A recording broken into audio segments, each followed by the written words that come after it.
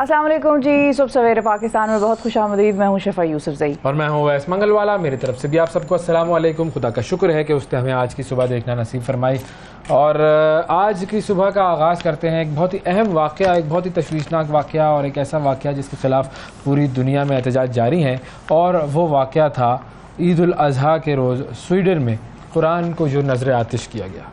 अब ज़ाहिर है ये सब जानते हैं, सारी दुनिया को पता है। अच्छा, लोग तो उसकी सिर्फ नजर आतिश करने की बात कर रहे हैं, उसकी बाकायदा तौर पे बेहुरमती जो है वो वहाँ पर की गई। अगर आप वीडियो देखें तो आपसे देखी नहीं जाएगी। जी, क्योंकि वो उसको उसके साथ जो कर रहे हैं ये तो मैं यहाँ कह भी नहीं सकती। तो आप अंदाज़ा लगा लें कि एक जलाने तक पहुँचने का जो एक सफ़र उन्होंने तय किया, जो उसके साथ वो कर रहे थे वहाँ पर, और लोग जो है वो नारे मार रहे हैं या जो भी बड़ा उसको एक प्राइड के तौर पर सेलिब्रेट करें, तो वो बाकायदा तौर पर बेहुरमती उसकी की गई, सिर्फ नजर आतिश नहीं किया गया। अच्छा, अब जब ये बेहुरमती हुई तो दो तरह के रिस्पांस सामने आए ना। एक तो ये बात हम सब जानते हैं, मुसलमान तो खैर ज़ाहिर है जानता ही है कि कुरान की अहमियत क्या है, लेकिन इस वक्त दुनिया का कोई ऐसा शख्स नहीं है जो कि किसी भी रंग, नस्ल, मज़हब से ताल्लुक़ रखता हो और वो कहे कि मुझे पता नहीं है कि कुरान की अहमियत क्या है मुसलमानों के लिए। कोई ऐसा हो सकता है? शायद कोई अंटार्कटिका में अलग रहता हो, कोई जंगलों में रहने वाले हो सकता है, बिल्कुल। लेकिन ये है कि आम फहम लोगों में आपको जंगल वंगल में रह रहे होंगे जो अभी तक अफ्रीका के जंगलात में रहते होंगे, वरना दुनिया में हर शख्स को पता है कि कौन कौन से मज़ाहिब की कौन कौन सी किताबें हैं और किसी भी मज़हब के किसी भी शायर का इस तरीके से उसकी बेहुरमती करना ये मुनासिब नहीं है और ये चीज़ गलत है। तो एक तरफ तो ये अप्रोच तो है ही, ठीक है, लेकिन उसके बावजूद हमें दो चीज़ें नज़र आती हैं। पहली चीज़ क्या नज़र आती है कि स्वीडन वो क्या कहता है कि जी ये हमारी हुकूमत का इस चीज़ से कोई ताल्लुक़ नहीं, मज़म्मत करते हैं हम, कंडेम करते हैं वगैरह वगैरह। ये सिलसिला सारा हुआ वहाँ पे। और उससे पहले जो है वहाँ पर, पहले एक्चुअली कुरान बर्निंग से पहले जो है एक ख़बर वहाँ पर नशर हो गई थी। वो ये नशर हुई थी कि इजाज़त जो है वो बाकायदा तौर पे पुलिस की जानिब से, मकामी जो उनकी इंतज़ामिया वगैरह उनकी जानिब से दे दी गई कि जो करना है, जो मर्जी करना है तुम जानो, तुम्हारा काम जाने, हमारा इससे कोई ताल्लुक़ नहीं है। हाँ। तो उन्होंने पहले इजाज़त दे दी, फिर इधर हुकूमत कहती है कि हम उसकी मज़म्मत करते हैं। तो समझ नहीं आ रहा, हम बाज़ औक़ात वेस्ट को ना बड़ा ही आइडियलाइज़ करते हैं और हम समझते हैं कि हर चीज़ जो वहाँ पर हो रही है बहुत बेहतरीन है, हमें फ़ौरन उसको उठा के इधर इम्प्लीमेंट कर देना चाहिए, बगैर पढ़े, बगैर सोचे समझे कि उसके यहाँ पर क्या रिपरकशंस होंगे, हो सकते हैं, नहीं हो सकते, कितनी अच्छी कितनी बुरी चीज़ है। हमें लगता है वो लोग क्योंकि गोरे हैं, चमड़ी साफ सफ़ेद है, तो वो जो भी कर रहे हैं वो बिल्कुल साफ सुथरा बिल्कुल काम है। लेकिन जहालत भी, कंफ्यूजन भी, आप यहाँ पर उनके निज़ाम की कंफ्यूजन भी देखें कि एक तरफ इंतजामिया कहते हैं, करना होता है उन्होंने कि देखो हमने तो कह दिया कि नहीं नहीं नहीं, लेकिन फ्रीडम ऑफ स्पीच है। ये ड्रामा होता है, ये बुनियादी तौर पर ये वो नहीं होता कि हम बड़े वी आर कंफ्यूज्ड, नहीं, उनसे आप बहस करें तो उस पर उनकी तरफ से कोई ऐसा हतमी मौका आएगा नहीं सामने। तो वो कंफ्यूज भी होते हैं बाज़ औक़ात, और बाज़ औक़ात ये ड्रामाबाजी भी होती है। हुकूमती लेवल पर अगर कंफ्यूज्ड है आप, तो फिर आपको हुकूमत करने का हक होती है ना, वैसा होती है। फ्रांस में क्या हो रहा है देख नहीं रहे, होती है, हर जगह होती है, अच्छे बुरे अनासर हर जगह होते हैं, लेकिन वहाँ पर ज़रूर ये कंफ्यूजन का मामला, मुझे तो खैर कंफ्यूजन नज़र आती है। ड्रामाबाजी भी हो सकती है उसमें, मैं कोई उसको कवर अप नहीं कर रही। वेस्ट को मेरे ख्याल में जितना इसके ऊपर आवाज़ उठाई गई है गुज़िश्ता सालों में तमाम ममालिक की तरफ से, तो वो उसके बावजूद भी अगर कन्फ्यूजन है तो ठीक है, चले सही है भाई। मुझे तो वो आवाज़ भी नहीं उठाती नजर आती है भाई। वो कौन सी आवाज़ है जो उठाई गई है, मतलब कहाँ से आवाज़ आपको? अब जो आवाज़ उठी है, दूसरा जो मौक़िफ़ है वो, उसको मैं कहती हूँ lip service, press release, foreign office की प्रेस रिलीज, लिप सर्विस, फलाने की प्रेस रिलीज, फलाने ने OIC का बयान, बड़ा बयान, ये बयान, वो बयान। इन बयानों से कुछ नहीं होता, इन बयानों से कुछ नहीं होगा। उनको आपने इस चीज़ पर कायल करना है कि इससे हमें तकलीफ होती है, ये काम आप ना करें, और इसको आप फ्रीडम ऑफ स्पीच का या फ्रीडम ऑफ एक्सप्रेशन का नाम ना दें। अब इसके बारे में आपने उनको कैसे समझाना है? आप लोग उन अहदों पर बैठे हैं, आप लोग फिगर आउट करेंगे आप कैसे करेंगे। मैं तो नहीं हूँ यहाँ पर कि मैं आपको बताऊँ, लेकिन ये other than that it is all only lip service, nothing else. अच्छा, एक उस दौरान एक वीडियो आई रूसी सदर पुतिन की, उनको कुरान करीम जो है वो दिया गया। हाँ। और उस पर उन्होंने जो बात की वो ये कि दिस इज़ सेक्रेड, और बड़ा उसने एक अच्छा बयान दिया कि जी ये सेक्रेड है, और अगर कोई सेक्रेड किताबों की बेहुरमती करता है तो हम अपने मुल्क में इस तरह की चीज़ों की इजाज़त नहीं देंगे। वो वीडियो आपको ज़रा दिखाते हैं, और अगर वो वीडियो हमारे पास फुल स्क्रीन पर मौजूद है तो वो प्लीज़ दिखा दें। अच्छा, फुल पे मौजूद नहीं, ठीक है, सही है। अच्छा, अब एहतजाज इसके ख़िलाफ़ हो रहे हैं, जो कुरान बर्निंग का जो इशू हुआ है, ये एहतजाज सारी दुनिया में हो रहे हैं। हर मुल्क में एहतजाज चल रहा है, तमाम मुस्लिम ममालिक उसके ख़िलाफ़ आवाज़ उठा रहे हैं। पाकिस्तान में भी जो है आज की ख़बरें जी, लाहौर, कराची, मर्दान, दीगर शहरों में मुजाहरे हैं, रैलियाँ हैं, स्वीडन से सिफारती ताल्लुकात ख़त्म करने का मुतालबा है। ये सारी चीज़ें जो हैं वो हो रही हैं, लेकिन अब इसका रिज़ल्ट, नेट इम्पैक्ट क्या निकलता है मुजाहरों का, ये हमने पहले भी देखा है और अब भी देख लेंगे। कुछ और होना चाहिए, ये चीज़ सबसे इम्पॉर्टेंट है जो कि हमें देखनी है। अच्छा, एक फ़ुटबॉल मैच हुआ था, उसमें भी एक एहतजाज हुआ था, वो उधर एहतजाज किया गया उस फुटबॉल मैच के अंदर, उसकी डिटेल आपको बताएंगे हम थोड़ी देर में। और ये एक ऐसा इशू है जिसके हवाले से हम सबको सोचना चाहिए, जितने इंटेलेक्चुअल्स हैं, जितने वो थिंक टैंक्स जो होते हैं, उन सबको इसके ऊपर काम करना चाहिए कि भाई ये कैसे रोका जा सकता है। इसके हवाले से हम सिर्फ और सिर्फ ये नहीं कह सकते कि ये फ्रीडम ऑफ एक्सप्रेशन है तो ठीक है चलो जो चाहो करो। अगर स्वीडन का कॉन्स्टिट्यूशन कोई जलाता तो वो फ्रीडम ऑफ एक्सप्रेशन होता या नहीं होता। और अगर हम पाकिस्तान में स्वीडन की जो एम्बेसी है उसके बाहर कोई इस तरह की हरकत करें जो कि सही नहीं है, नहीं करनी चाहिए, लेकिन अगर कोई करता है, देखिए मुजाहरे तो मेरा तो इस चीज़ पे ही वो बात मैं तो ये मानती नहीं हूँ कि नहीं करना चाहिए, नहीं है सही भाई। मुजाहरे सारी दुनिया में होते हैं और कॉन्स्टिट्यूशन को जलाना, हाँ कॉन्स्टिट्यूशन वो मुजाहरे तो सारी दुनिया में होते हैं, हर जगह होते हैं, सारी दुनिया में होते हैं। और ये डेमोक्रेटिक जो भी सोसाइटीज़ हैं उनका एक बड़ा ही सेलिब्रेटेड नॉर्म और प्रिंसिपल है। अगर आप बिल्डिंग्स के सामने इधर उधर मुजाहरे करने की इजाज़त नहीं देते तो फिर उस मुजाहरे को आप घर में लपेट के रखें और उसकी कोई ज़रूरत नहीं है। तो मुजाहरे होते हैं, मुजाहरे होने चाहिए, लेकिन मुजाहरों करने वाले जो हैं उनको भी ये जहन में रखना चाहिए कि अपने घर को ना जलाना, हाँ। अपने घर को ना जलाना, काम कहीं और हुआ है, नुकसान खुद को ना वो भुगतने देना। तो इसलिए काम डाउन, अपने एहसास जज्बात को काबू में रखें। इंटेलेक्चुअल रिस्पांस की हमें ज़रूरत है, बिल्कुल, और उसके ऊपर काम करना चाहिए। बहरहाल इस बात को मज़ीद हम आगे प्रोग्राम में भी डिस्कस करेंगे। अभी देखते हैं 60 सेकंड न्यूज़। 3 अरब डॉलर के कर्जों की वसूली के बाद पाकिस्तान IMF से कर्ज लेने वाला चौथा बड़ा मुल्क बन जाएगा। मुल्क भर में शदीद बारिशों और ज़ालाबारी की पेशगोई, सैलाबी सूरत हाल और लैंडस्लाइडिंग का खदशा। कुरान पाक की बेहुरमती, इस्लामी ममालिक ऐसे वाक़यात की रोकथाम के लिए ठोस इक़दाम करें। OIC। इलेक्शन मुहिम शुरू होगी तो नवाज शरीफ वापस आ जाएंगे और मुहिम की क़यादत करेंगे। मुसद्दिक मलिक। साल 2024 हज के लिए 1,79,210 आज़मीन हज्जाज का कोटा लाया हूँ। आइंदा साल हज पाकिस्तानी रकम में नहीं बल्कि डॉलर में होगा। वफाकी वज़ीर बराए मजहबी उमूर senator Talha Mahmood. Ashes series का दूसरा टेस्ट ऑस्ट्रेलिया ने दिलचस्प मुकाबले के बाद इंग्लैंड को हरा दिया। इसराइल का शाम के फ़ज़ाई दिफाई निज़ाम पर मिज़ाइलों से हमला, शाम ने हमला नाकाम बना दिया। 17 साला नौजवान फ्रांसीसी पुलिस के नस्ली तासुब का शिकार बना। अक़वाम मुत्तहिदा। और अमरीकी शहर बाल्टीमोर में मुसल्लह शख्स की अंधाधुंध फायरिंग में 2 अफराद हलाक और 28 ज़ख्मी। जी ये थी 60 सेकंड न्यूज़। और 60 सेकंड न्यूज़ के बाद अब हम बात करते हैं उस एहतजाज की जो कि इराक़ में कुरान पाक की बेहुरमती के ख़िलाफ़ एक एहतजाज किया गया फ़ुटबॉल मैच के दौरान।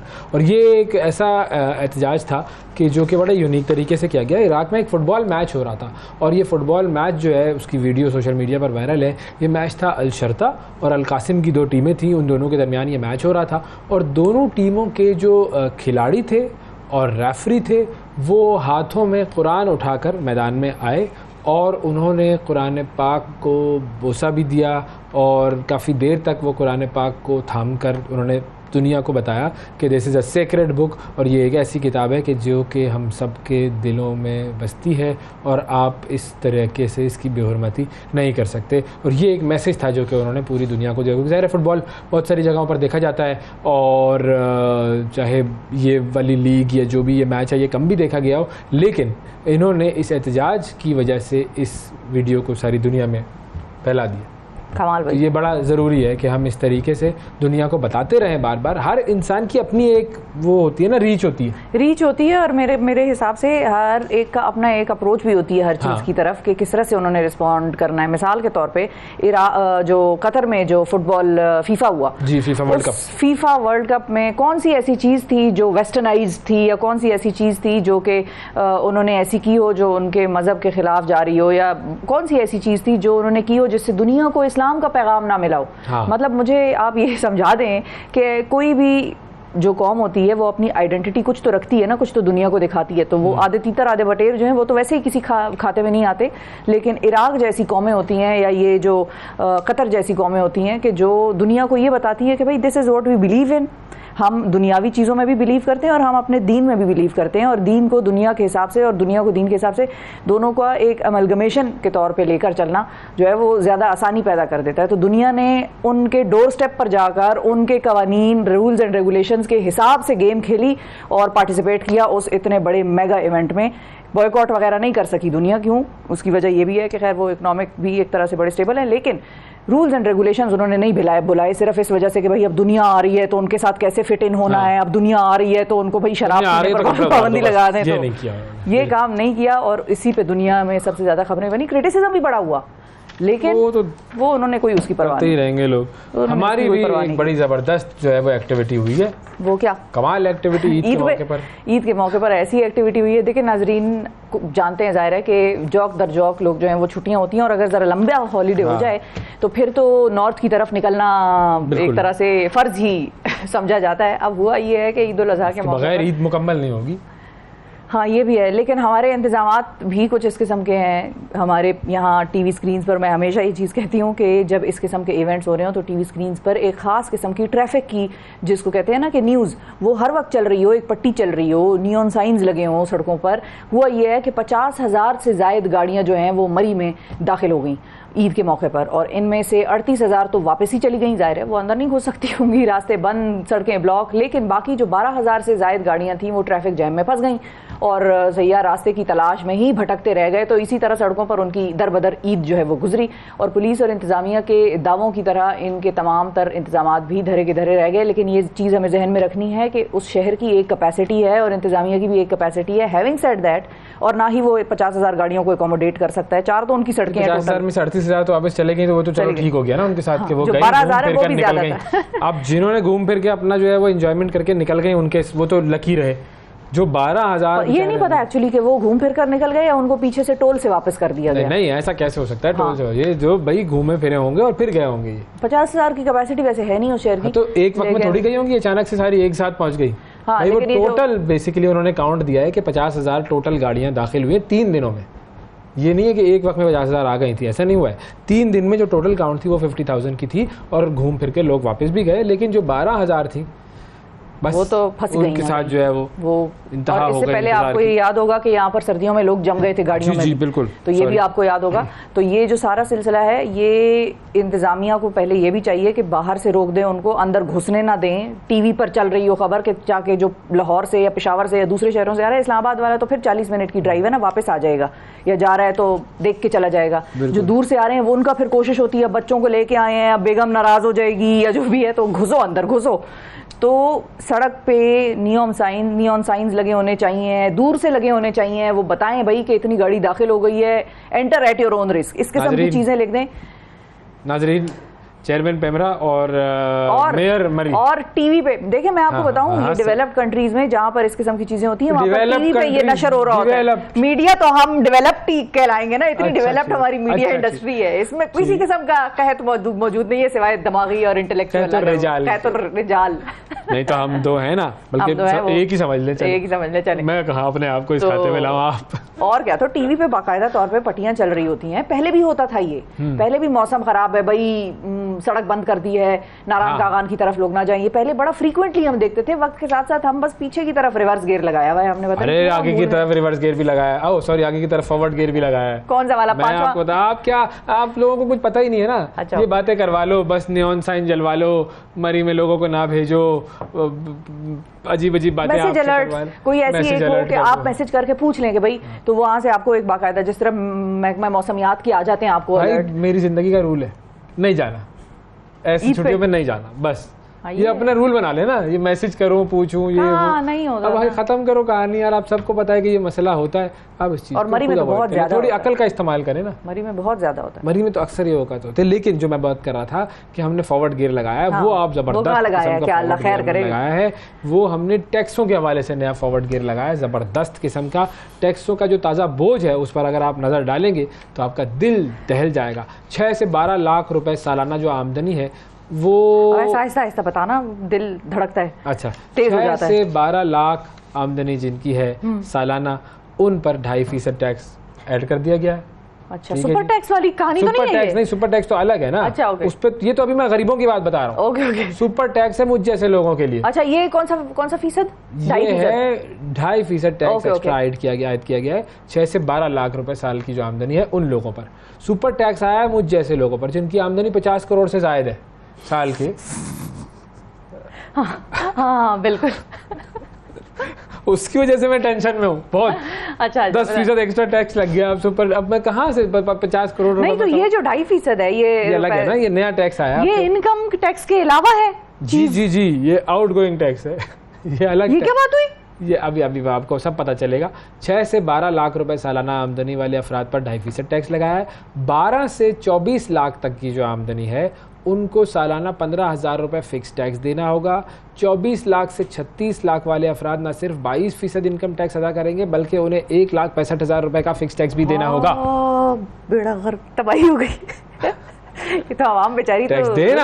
अच्छा, और ये नाजरीन को ये बता दें कि ये जो फिगर्स हैं ये लग बहुत बड़े रहे हैं, लेकिन आम तौर पर अगर आप देखें तो ये जो सालाना 36 लाख यानी कि महीने में कितने हुए आपके? सालाना 36 लाख का मतलब है 2.5 महीने के 3 लाख। ये 3 लाख। इतनी बेसिक मैथ्स 3 लाख। कैमरा की आप हेड लगी हुई है, मतलब तो कैमरा की लगी हूँ, देखें इन्फॉर्मेशन डिपार्टमेंट की नहीं लगी, यूनिवर्सिटी की मैथ्स डिपार्टमेंट की हेड नहीं, लेकिन मतलब 3 लाख रुपए, और जिसमें आप देखें कि 60, 70, 50 हजार किराया और वो सारी चीजें, बिजली का बिल तो खैर आसमान से बातें कर रहा है। अगर आप हिसाब लगाएंगे तो माइनस में चला जाएगा इंसान। हाँ, तो वो सिर्फ सुन के ऐसा लगता है 36 लाख रुपए है सालाना, तो वो असल में वो 36 लाख होता नहीं है, वो बस तो ये सुने मत ना, ये हुकूमत सुनना नहीं चाहती है। अच्छा, आगे बताएं। कह रही नहीं सुनना हम। आगे अच्छा, बताएं, आप जल्दी सुनाएं। वाइल द जिन आयरन इज अफराद हॉट। की आमदनी 36 लाख से 60 लाख के दरमियान है उन्हें 27.5% टैक्स और 4,35,000 फिक्स टैक्स देना होगा। 60 लाख से जायद जो आमदनी है उन शहरियों को 35% टैक्स अदा करना होगा और 10,95,000 फिक्स टैक्स भी उनको देना होगा। ठीक है, तो टैक्स देंगे तो ही मुल्क का हाल बेहतर होगा ना। डार साहब, ईद मुबारक। डार साहब, मुझे आपसे है प्यार साहब। सही, आप कोई ऐसा फायदा आप नहीं बड़े होगा, फनकार साहब। टैक्स को कर दें इनकार साहब, वरना हम सब हो जाएंगे बेकार साहब। क्या कर दिया वैसे इन्होंने, चलो अब क्या हो सकता है। टैक्स लगा रहे हैं सिलसिलेवार साहब। हाँ, और देने वाले सिर्फ वही है 10-12% जितने भी पाकिस्तान में टैक्स देते हैं ना, वो देने वाले हैं चंद हजार साहब, ऐसे कहते हैं। राइमिंग में तो लाए ना आपको बात। चंद हजार साहब जी, देने वाले हैं चंद हजार साहब। ये भी तो हमारे कौम का होगा, मसला चंद है हजार होगा बिल्कुल जी, देने वाले, बिल्कुल। हाँ, और गरीबी लुटे यार बार साहब। भाई वाह वाह वाह वाह, ये हमारे प्रोड्यूसर ने भी दिया एक। देखो ये इसको कहते हैं, ये आती है अक्लमंद लोगों के साथ जब आप उठे बैठेंगे ना तो आपके अंदर भी ये आना शुरू हो जाएंगे शोशे। ताल से ताल मिलाती है, ताल से ताल मिलाए हैं, बिल्कुल बिल्कुल। ठीक है, तो बहरहाल ये टैक्स की सूरत हाल है। और कुछ कर्म करें तो आ जाएगी बहार साहब। हाँ, कहाँ से आएगी बहार साहब? गर्मियों में बाहर हम मना लेंगे अगर आप इधर तो आ रही है फिटकार साहब। तौबा तौबा, क्या कर दिया वैसे डार साहब।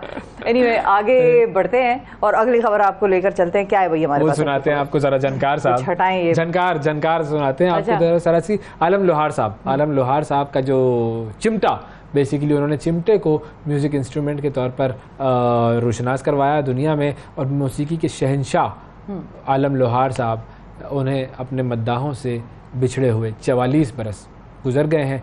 चिमटा बजाकर, जुगनी गाकर उन्होंने सारी दुनिया में धूम मचाई थी। आज उनकी 44वीं बरसी है। 1 मार्च 1928 को वो पैदा हुए थे गुजरात में, और बड़ी कम उम्र में ही उन्होंने गुलकारी का आगाज़ कर दिया था, और गायकी का उनका बड़ा एक मखसूस अंदाज था। रंग बिरंगा लिबास, हाथों में चिमटा, ये उनकी पहचान था। फोक गायकी जो थी उनकी, उसमें उन्होंने जो भी गाया कमाल गाया। हीर वारिस शाह गाकर तो उन्होंने खैर फिर खूब नाम कमा लिया था, और पंजाब भर में जितने भी मेले थे उसमें सूफियाना कलाम वो ऐसे पेश करते थे कि सुनने वाले बस झूम उठते थे।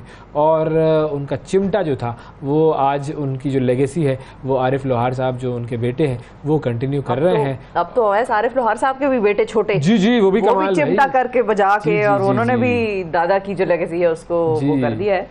और 70 की दिहाई में इंग्लैंड, कनाडा, नॉर्वे, जर्मनी, हर जगह जाकर वो परफॉर्म करते थे। उन कमाल जुगनी। और आलम लोहार साहब 1979 में 3 जुलाई को शाम के भटिया के करीब एक ट्रैफिक हादसा हुआ और उसमें वो इंतकाल कर गए। वो आज हम में तो नहीं, लेकिन उनका फ़न वो आज भी अपने चाहने वालों के दिलों में जिंदा है। बिल्कुल।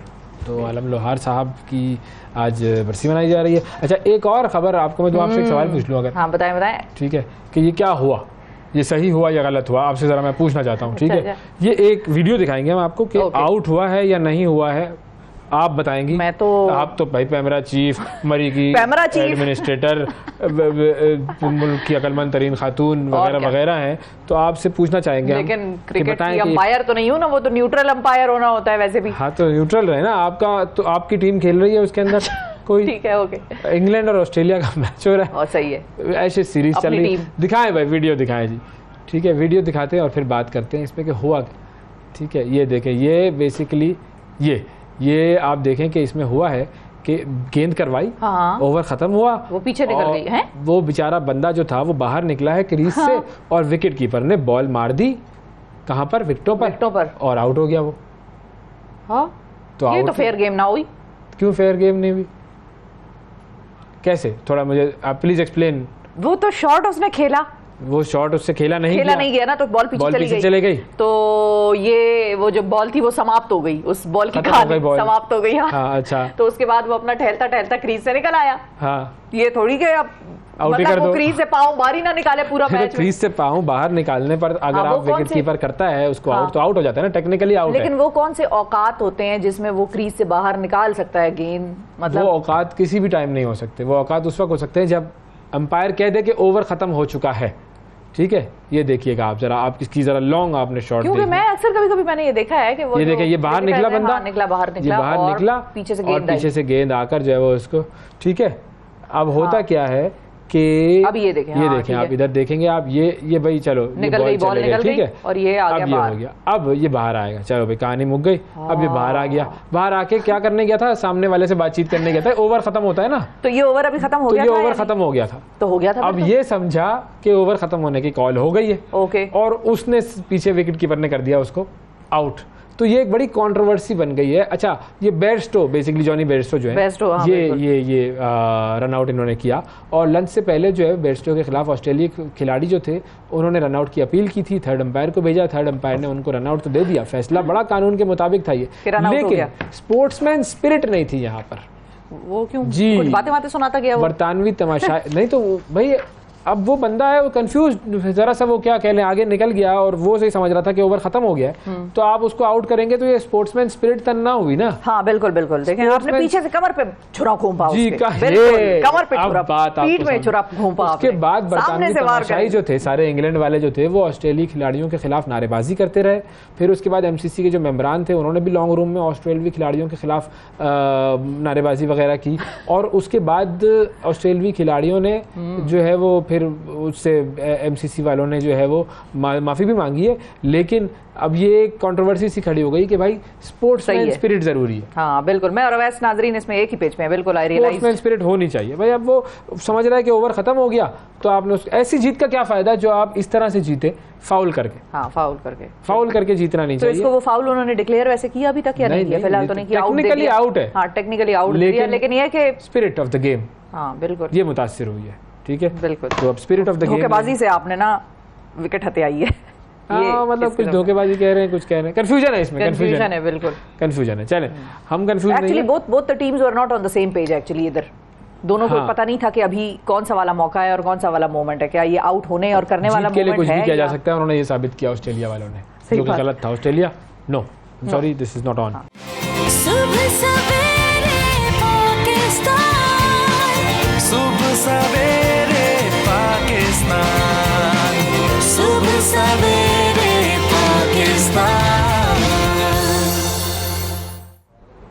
वेलकम बैक जी। भारतीय रियासत भोपाल में 1938 में जन्म लेने वाले शकील का असल नाम कमाल यूसुफ था, और इनका जिक्र करना आज हम सब के लिए एक तरह से बड़ा बायसे अफसोस है कि ये हम में नहीं रहे। हमारे एक मीडिया इंडस्ट्री को एक जिसको कहते हैं कि ऐसे पॉइंट पर ये छोड़ के गए हैं जहाँ पर हम पहले ही स्ट्रगल कर रहे थे, और हमें ऐसा लगता था कि कंटेंट, एक्टर्स, बहुत सारी चीज़ें ऐसी हैं जो कि आहिस्ता आहिस्ता करके हमारी मीडिया इंडस्ट्री से जा रही हैं, और हमारी जो वो क्वालिटी का मयार है वो अफेक्ट हो रहा है। सो ही वॉज एन एसेट।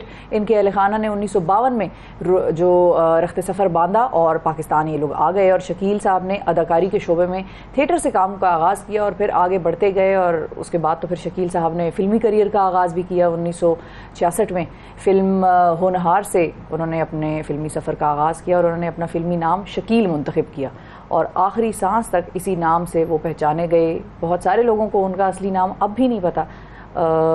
उनका असल जो शोहरत थी उनकी वो बुनियादी तौर पर तो उन्हें टेलीविजन ड्रामों से मिली थी। अंकल उर्फी जी, अंकल उर्फी आंगन टेढ़ा। उसके अलावा उनका एक और ड्रामा था अनकही, उसमें बड़ा अच्छा किरदार था उनका। पर्चियाँ एक उनका ड्रामा था बड़ा ज़बरदस्त। फिर कायद आज़म पर बनने वाली जो फिल्म थी उसके अंदर भी लियाकत अली ख़ान का उन्होंने किरदार अदा किया था बड़ी खूबी से। 50 के करीब ड्रामे थे जो कि जिसमें उन्होंने अदाकारी की। 22 के करीब फिल्में थीं जिसमें उन्होंने अदाकारी की। और 1992 में सदारती प्राइड ऑफ परफॉर्मेंस उन्हें नवाजा गया था। 2015 में फिर उन्हें सितारा इम्तियाज़ से भी नवाजा गया था। और कराची में मलीर कैंट के इलाके में वो रिहाइश पजीर थे। काफ़ी अरसे से अलील थे, एक निजी अस्पताल में उनका इलाज चल रहा था। और 29 जून को फरिश्ता अजल की पुकार आई और वो लब्बैक कहते हुए इस दार फ़ानी से रुखसत हो गए 85 बरस की उम्र में। और पाकिस्तान की मीडिया इंडस्ट्री के लिए और उनके चाहने वालों के लिए एक बहुत बड़ा सदमा और एक बहुत बड़ा नुकसान ईद उल अज़हा के दिन जो कि हम सबको ये ख़बर मिली तो हम सब के लिए एक बहुत बड़े अफसोस का मुकाम था।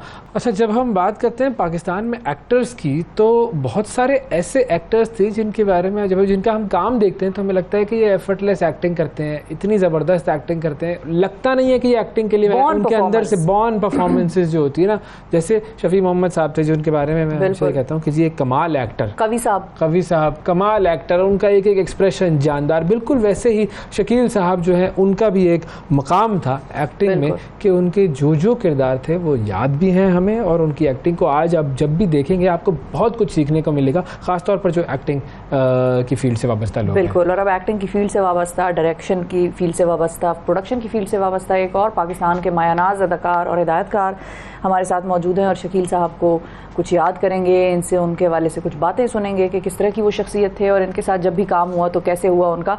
उस्मान पीरज़ादा साहब हमारे साथ मौजूद हैं। अस्सलाम वालेकुम। वालेकुम अस्सलाम जी, आप ठीक हैं जी? बहुत शुक्रिया सर, आपने वक्त निकाला। शकील साहब को हम याद कर रहे हैं और आपसे हम जानना चाहेंगे आपके तासुरात, आपका जो भी वक्त उनके साथ गुजरा उसकी कुछ अगर यादें आप हमारे साथ और हमारे नाजरीन और उनके चाहने वालों के साथ अगर शेयर करें। आप अभी याद कर रहे हैं, हम हमेशा इंशाल्लाह उनको याद रखेंगे इंशाल्लाह। बिल्कुल बिल्कुल। Shakeel was an actor par excellence.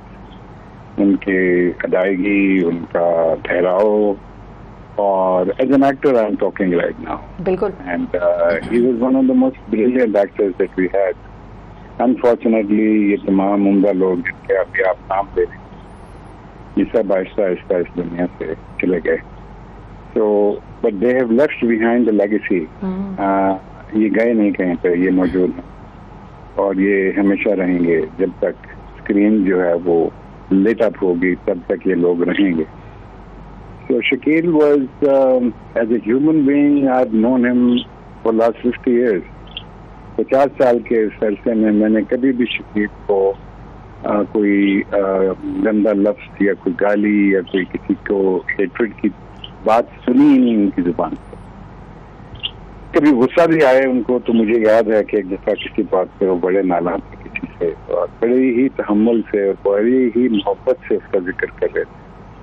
तो आपको ऐसे कम लोग मिलते हैं। Shakeel was loaded with love and उनकी जिस तरह उनकी शख्सियत थी एक ठहराव में, उस तरीके से उनका जो बोलने का, डायलॉग डिलीवर करने का जो अंदाज था वो बड़ा नफा तुला और बड़ा ही मैं क्या कहूँ in way he spoke. So Shakil was a wonderful man and I'm so sad that he's gone and he will always remain with me inshallah. इंशाल्लाह सर। आपने उनके साथ जो काम किया उसमें से कौन सा ऐसा काम है कहेंगे कि वाकई उस काम को करते हुए बड़ा? मैंने शकील साहब के साथ कोई इतना ज्यादा काम किया नहीं है जिसके बारे में मैं तो मेंशन करूँ। अच्छा। मेरा उनके साथ ये वाला सीरियल या मेरा ये ड्रामा उनके साथ। शकील के साथ एक दोस्ती का ताल्लुक और फिर उनको थिएटर का बहुत शौक था, बहुत ज्यादा शौक था। और मेरा कभी भी अगर कराची में कोई थिएटर प्ले या वो जरूर देखने आते थे और कहते थे यार मैं किधर से टाइम निकालूं, मैं आई वांट टू डू। जिस तरह कबीर साहब के बारे में मैं ये कहता हूँ कि कबीर साहब जो है गुजर गए बेचारे, और उनको भी थिएटर का शिद्दत से शौक था, बहुत ज्यादा शौक था, लेकिन मौके कम थे और थिएटर जरा थोड़ा सा मुश्किल कश काम है। उसमें आपको रिहर्सल्स बहुत सारी चाहिए होती, फिर उसकी लाइव परफॉर्मेंसेज हैं, you have to be physically present over there, you know. तो हमारा एक वो ग्रेड भी था जो एक प्योर एक्टिंग का ग्रेड होता है, क्योंकि जो थिएटर है वो एक्टर की स्पेस है। यस। और टेलीविजन और सिनेमा जो है वो डायरेक्टर की स्पेस है। बिल्कुल। डायरेक्टर इस्तेमाल करता है एक्टर के टैलेंट को। अगर अच्छा उम्दा डायरेक्टर हो तो वो एक्टर के अंदर से बहुत कुछ हासिल करता है, और जो एक्टर है उसकी जो असल फील्ड है वो जब पर्दा हटता है तो फिर बीच में कुछ नहीं होता, ऑडियंस है और वो एक्टर है, और ऑडियंस की सारी एनर्जी जो है वो अपने अंदर समोता है और फिर उस एनर्जी को अपनी परफॉर्मेंस में वापस ऑडियंस को देता है। ऐसा ही बिल्कुल। So that was something that we shared very deeply with Shakeel साहब। सर आप भी जिस तरीके से थिएटर के लिए भी काम कर रहे हैं, और बहरहाल हम टेलीविज़न तो खैर आपका एक वो लोगों को आपका चेहरा जो है वो नज़र आता ही रहा, लेकिन थिएटर के लिए जो काम आप जिस तरीके से कर रहे हैं और जितना किया है उसके लिए आपको भी सैल्यूट है सर। और ये काम जारी रहना चाहिए क्योंकि वाकई ये मुश्किल काम है और इस मुश्किल काम में बड़े कम लोग हैं पाकिस्तान में जो कि काम कर रहे हैं। सर बहुत शुक्रिया सर, बहुत शुक्रिया। नाज़रीन, हमारे साथ उस्मान पीरज़ादा मौजूद थे जो कि पाकिस्तान के मायानाज अदाकार, डायरेक्टर, बिल्कुल एक्टर, और इनकी भी एक्टिंग के हवाले से हम तब अच्छा मुझसे कल किसी ने बड़ी इंटरेस्टिंग बात की। कल मैंने किसी को बताया कि हम शकील साहब पे एक सेगमेंट करेंगे और ज़ाहिर है उनको याद करना और उनके बारे में बात करना बनता है, तो उन्होंने कहा कि मीडिया पे हमेशा किसी के चले जाने के बारे में ही क्यों आता है, मतलब क्यों ऐसा होता है कि कोई शख्स, और जाहिर है हम जब हमारे घरों में ख़ानदान में कोई बीमार होता है तो हमें पता लगता है ना कि वो बीमार है, उसके ख़ानदान वाले बताते हैं कि भाई दुआ करना, बीमार है, हम जाते हैं उसको देखते हैं, हमारी ये ख्वाहिश होती है, किसी से हम प्यार करते हैं कि भाई उसको एक दफ़ा आखिरी मरतबा देख तो लें, तो हम जाते हैं। क्यों नहीं इन एक्टर्स की फैमिलीज, उसने मुझसे बड़ा गिला किया और उसने मुझसे कहा कि आप बात कीजिएगा। इस सवाल को हम नूरुल हसन साहब की तरफ बिल्कुल ले जाते हैं। साहब नाज़रीन हमारे साथ मौजूद हैं और इनको भी आप टीवी पे देखते हैं, मायनाज मेज़बान और अदाकार। अस्सलाम वालेकुम नूर साहब। जी अस्सलाम वालेकुम। बहुत शुक्रिया नूरुल हसन साहब, आपने वक्त निकाला। मैं ये बात कर रही थी अभी कि लोगों ने बाकायदा तौर पे गिला किया, मैंने इस किस्म के कमेंट्स भी पढ़े, क्योंकि शकील साहब की अलालत के बारे में बिल्कुल ही किसी को मालूम नहीं था, होगा बहुत करीबी उनके साथियों को, लेकिन अदरवाइज़ कहीं मीडिया पे कोई बातचीत नहीं हुई थी। तो उस शख्स ने मुझसे कहा कि जब आप इन एक्टर्स से बात करें तो इनसे पूछिएगा ज़रा कि क्यों नहीं किसी एक्टर, जाहिर है एक एक्टर बनता है अपने चाहने वालों की तरह, मतलब उनकी वजह से बनता है, तो जब उसके चाहने वाले ये चाहें कि कभी वो बीमार हो तो हमें पता चले, हम उसके लिए दुआ करें, जा सकें तो जाकर मिल आएँ उससे, तो क्यों नहीं इनकी फैमिलीज बताती मीडिया पे कि भाई ये बीमार हैं, दुआ होनी चाहिए। हमें इतनी देर से क्यों पता लगता है सर? इन्ना लिल्लाहि व इन्ना इलैहि राजिऊन। शकील साहब को अल्लाह करवट करवट जन्नत नसीब। आमीन आमीन। और वो आप जैसे कहते हैं ना कि एक, अगर आप मुझसे पूछिए तो अंकल उर्फी, अफशा, अनकही, उरूसा, वो जैसे एक फैमिली एंटिटी, घर का एक मेंबर होता है ना, शकील साहब has always been like that हर एक के लिए भी। मतलब मैं भी उन्हीं में से हूँ जिनका शायद बचपन उनके साथ गुजरा है। और आपकी बात की तरफ आने से पहले मैं आपको ये भी बता दूं, मुझे प्लेज होते थे ना तो बजिया के, अल्लाह बख्शे, और वो तो उसमें अक्सर प्लेज में वो शादी नहीं हुआ पाती थी। मुझे बड़ी अच्छी तरह याद है कि तारिक अजीज साहब की जिस तरह शादी एक बिल्कुल मसला थी कि कब होगी, शकील साहब का भी इसी तरह होता था। और मतलब जैसे वो आप परिस्तान के ड्रामों में एक शहजादा खुर्रम का जिक्र करते हैं ना, हसीन और जमील शहजादा होता है, तो शकील साहब वाज लाइक दैट। मतलब आवाज, अंदाज, वो खूबसूरती, अपनी मिसाल। आप, मुझे सिर्फ ये कहना था वैसे है कि आप ये बात देखिए कि मेरे और आपके, हम सबके कोई भी घर का अगर फर्द हो ना, और अगर वो कभी खान की तर्ज पे हो या शकील साहब की तर्ज पे हो, तो बड़े लोग जो है ना वो अपना गम जो है वो छुपाते हैं, शेयर नहीं करते। हाँ, बात ये है कि वो जो शोबे से मुतल्लिक लोग हैं या जिनको लोग जानते हैं, उनका उठना बैठना, उनकी बीमारी, उनके रिश्तों के हवाले से वो हर चीज खबर बन जाती है, और खबर बाज वक्त बड़ी तकलीफ दे भी हो जाया करती है। जी इसलिए कि आप वो मुझे बात याद आती है, मुस्तंसिर साहब अल्लाह उनको सलामत रखे, आमीन। वो हमेशा एक बात कहते थे कि you don't sell your loved ones on media. आप ऐसा नहीं चाहते, क्योंकि वो जो दर्द होता है ना वो बड़ी अब एक बहुत पास की चीज होती है। मैं समझ सकता हूँ आप जो फैंस जी। के हवाले से कह रहे हैं, और वो बिल्कुल। दुआ का रिश्ता हम सबको जोड़े रखता है, लेकिन ये बात भी आप ज़हन में रखें कि ये बड़े गैरतों वाले लोग रहे हैं, बिल्कुल, ये बड़े बड़े प्यार वाले लोग रहे हैं। और मैं बड़ा फॉर्चुनेट, मैं एक अब से कुछ साल पहले मैं एक सीरियल में काम भी कर सका शकील साहब के साथ, तो वो बिल्कुल ऐसे था जैसे आपके वो गैर यकीनी की सूरत हाल होती है ना, कि जैसे आप ऐसे हाथ हाँ। लगा के देखे। वो इमाम जामिन एक प्ले था जफर महराज साहब का, शायद जहूर साहब ने डायरेक्ट किया, तो वो मेरा उसमें एक नेगेटिव का रोल था और मैंने उनके दामाद का रोल किया। तो शकील साहब को तो आप बिल्कुल ना एक, मैं ऐसे कहूँगा जैसे कहानी का एक ऐसा किरदार होता है जिसके बारे में आप सोचते हैं कि वो शायद असल होके आ जाएगा। और अगर आप परफॉर्मेंसेस देखें तो मुझे बड़ी अच्छी तरह याद है, रूसा पता नहीं आपके ज़हन जी में जी है, बिल्कुल है।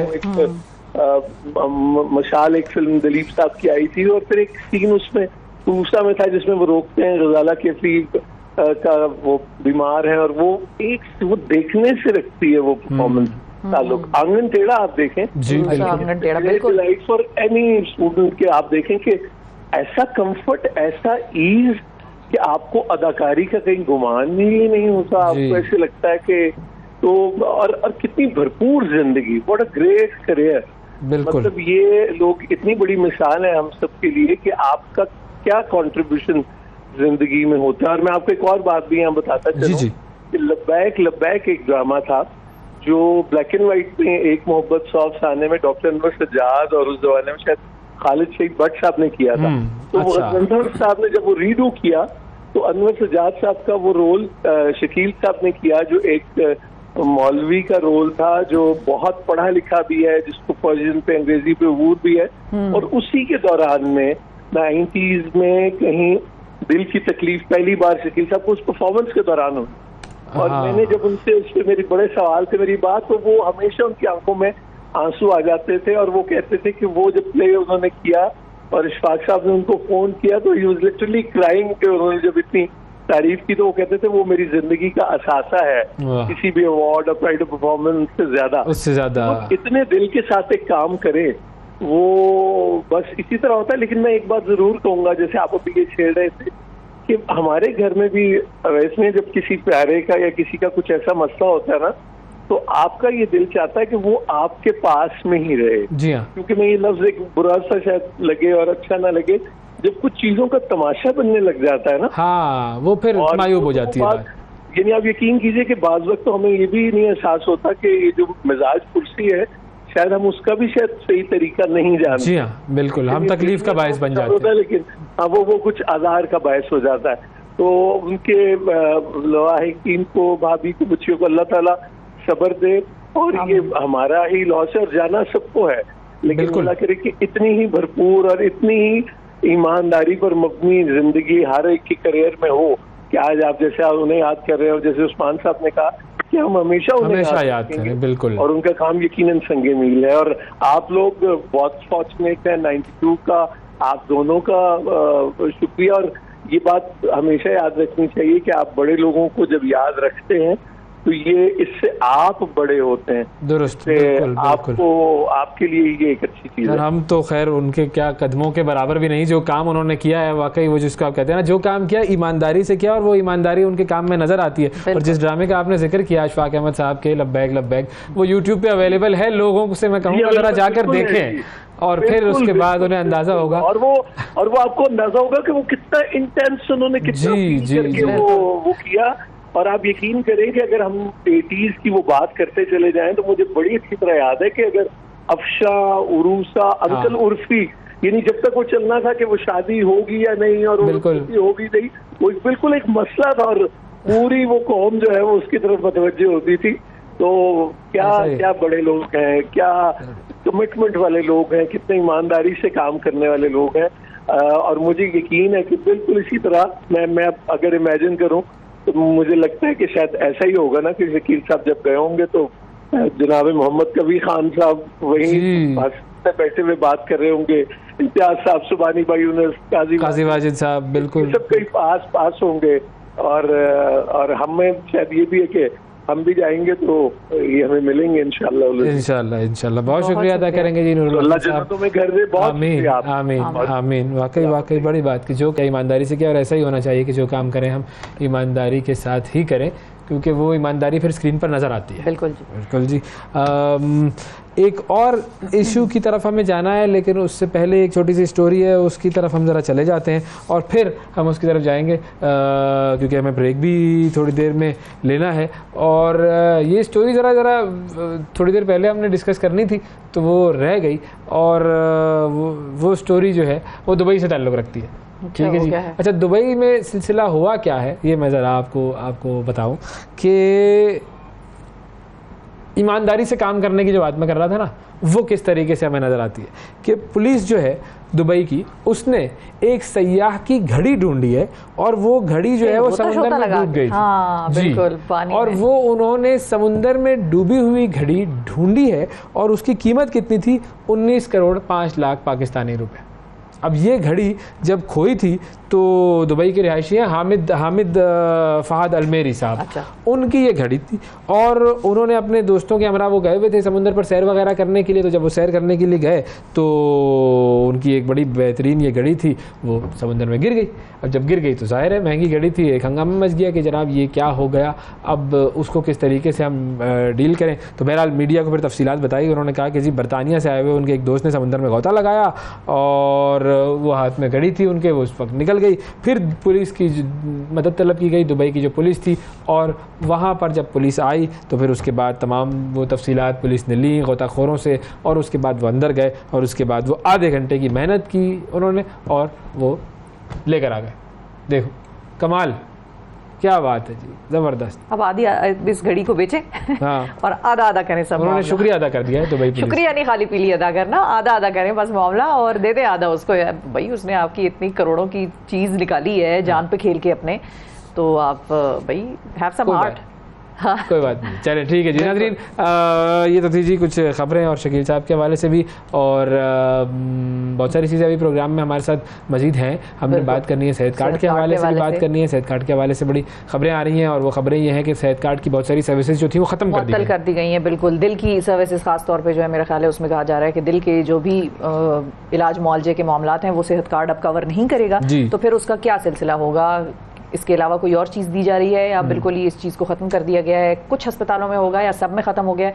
इसके हवाले से हम बात करेंगे। कौन सी फैसिलिटीज़ अब लोग इसके ऊपर ले सकेंगे, कौन सी फैसिलिटीज़ हैं जो कि अब उन्हें नहीं मिलेगी, कौन से अस्पतालों से मिलेगी, क्या होगा? क्योंकि बहुत सारे लोग ज़ाहिर है इस तशवीश में है कि अगर हमारा एक मुफ्त इलाज का सिलसिला बना हुआ था तो वो मुफ्त इलाज का सिलसिला ख़त्म होगा तो हम आगे क्या करेंगे? क्योंकि हम सब जानते हैं कि जब इलाज की ज़रूरत पड़ती है तो फिर आपकी जमा पूंजी, घर बार सब कुछ बिकने पर आ जाता है, लेकिन वो जो बीमारी है वो ख़त्म नहीं होती। तो ये एक बड़ा अहम इशू है जिसके ऊपर हमने बात करनी है, और हमारे साथ जावेद अकरम साहब मौजूद होंगे जो कि पंजाब के काम निगरान वज़ीर सेहत हैं। उनसे हम बात करेंगे इस हवाले से कि सेहत कार्ड जो है वो अब गरीबों की कैसे मुआवनत करेगा इलाज की सूरत हाल में, क्या क्या फैसिलिटीज़ उन्हें मुहैया होंगी, और क्या क्या चीज़ें जो है वो अब रोक दी गई हैं। ये तमाम चीज़ें होंगी एक छोटे से वक्फे के बाद हम डिस्कस करेंगे। मिलते हैं एक वक्फे के बाद। सुबह सवेरे पाकिस्तान, सुबह सवेरे पाकिस्तान, सुबह सवेरे पाकिस्तान। वेलकम बैक जी। अब खबरें सामने आ रही हैं सेहत कार्ड के हवाले से कि सूबा पंजाब में गायनी और कार्डियोलॉजी में सेहत कार्ड पर मुफ्त इलाज रोक दिया गया है। अवाम में ज़ाहिर है इस हवाले से तशवीश फैली हुई है, और इस हुकूमती फैसले का ऐलान निगरान सूबाई वज़ीर सेहत जनाब डॉक्टर जावेद अकरम साहब ने किया। उन्होंने बताया कि हुकूमत पंजाब इंश्योरेंस कंपनी से नया मुआहदा करने जा रही है। इसके अलावा उन्होंने सेहत कार्ड के हवाले से मज़ीद शराइत का भी जिक्र किया। इस हवाले से हम बात करेंगे। हमारे साथ निगरान वज़ीर सेहत पंजाब जनाब जावेद अकरम साहब मौजूद हैं। अस्सलाम वालेकुम सर। जी अस्सलाम वालेकुम सर, बहुत शुक्रिया सर, आपने वक्त निकाला प्रोग्राम के लिए। सबसे पहले तो थोड़ी सी डिटेल्स हम आपसे लेना चाहेंगे कि इस वक्त कौन कौन से ऐसे बीमारियों के इलाज हैं जो कि सेहत कार्ड पर पंजाब हुकूमत नहीं दे रही, जो पहले हो रहे थे? बहुत शुक्रिया जी। ऐसा कोई भी इलाज नहीं है कि जो पहले हो रहा था और उसको रोक दिया गया है। बेसिकली 3 किस्म के इलाजों में थोड़ा तब्दीली पैदा की गई है और उसकी मैं वजह एक एक करके बता देता हूँ। सबसे पहले हम जो कार्डियक स्टेंट्स या हार्ट के ऑपरेशन हैं या हार्ट में नालियाँ खोल के स्टेंट्स डालना है, उनका कहा गया है कि वो तमाम लोगों के लिए फ्री होगा सरकारी हॉस्पिटल में, जहाँ पे इस वक्त 50 से ज़्यादा हमारी एंजियोग्राफी की मशीन लगी हैं, रावलपिंडी से लेके डीजी खान तक। तो वहाँ वो फ्रीली जा सकते हैं और उनका इलाज वहाँ पे जो भी होगा वो मुफ्त होगा। अगर वो ख्वाहिश करेंगे कि उनका प्राइवेट हॉस्पिटल में हो तो वही इलाज वहाँ भी 70% उसका पैसे हम देंगे, 30% वो खुद देंगे और वहाँ पे कार्डियक इलाज हो सकेगा। अलबत्ता हमने ये कहा है कि जो गुर्बत की लाइन के नीचे लोग रहते हैं उनके लिए ये तमाम चीज़ें फ्री होंगी, चाहे वो हार्ट का इलाज है, चाहे वो कोई भी किसी किस्म का इलाज है। और उसकी हमने जो निशानदेही की है वो ये बेंचमार्क रखा है, वो बेनज़ीर इनकम सपोर्ट प्रोग्राम रखा है। अगर उसमें आप रजिस्टर्ड हैं, अगर आपको मुफ्त आटे की लाइन उसमें आप मौजूद थे जो हमने आटा डिस्ट्रीब्यूट किया है। और तीसरी वो कैटेगरी है जो कहते हैं कि हम गरीब हैं लेकिन हम दोनों के डाटा में नहीं मौजूद, उसका सोशल वेलफेयर डिपार्टमेंट एक छोटी सी इन्वेस्टिगेशन करेगी, उनसे टेलीफोन का बिल लेगी, बिजली का बिल लेगी, उनकी ट्रैवल हिस्ट्री देखेगी, क्या वो गाड़ी ओन कर रहे हैं या नहीं कर रहे। इस किस्म की चीज़ों के बाद वो भी उसी गरीब में शामिल होंगे जिसको फ्री इलाज मिलेगा। इसी तरह जो बच्चों की डिलीवरी है वो प्राइवेट सेक्टर में, प्राइवेट हॉस्पिटल्स की बजाय हमने कहा है कि हम पब्लिक हॉस्पिटल्स में वो फ्री करेंगे, सी सेक्शंस भी फ्री करेंगे।